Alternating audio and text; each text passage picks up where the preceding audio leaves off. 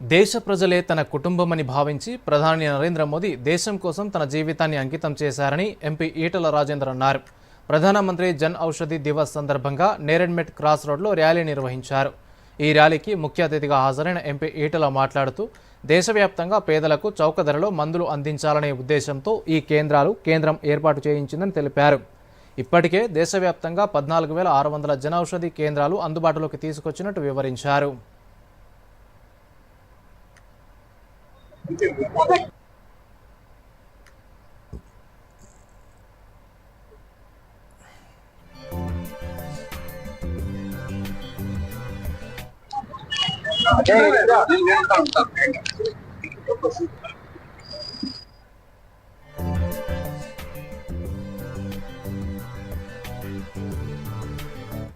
పేదవాళ్లకు వైద్యం చాలా ఖరీదుగా ఉంది.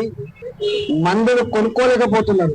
కుటుంబంలో మందుల మీద వైద్యం మీద పెట్టే ఖర్చు భరించలేకపోతుందని చెప్పి ఇవాళ దేశవ్యాప్తంగా పేదవాళ్లకు చౌక మందులు అందించాలనే సంకల్పంలో భాగంగా భారతీయ జన ఔషధి కేంద్రాలను ఏర్పాటు చేయాలని ఇప్పటికే 14,600 జన ఔషధి కేంద్రాలను ఓపెన్ చేసి రాబోయే కాలంలో పేదవాళ్ళకి 50 నుంచి 80% వరకు మందులు క్వాలిటీ మందులని సస్తా ధరకు అందించాలనే సంకల్పంలో భాగంగా వారు నడుపుతున్నారు.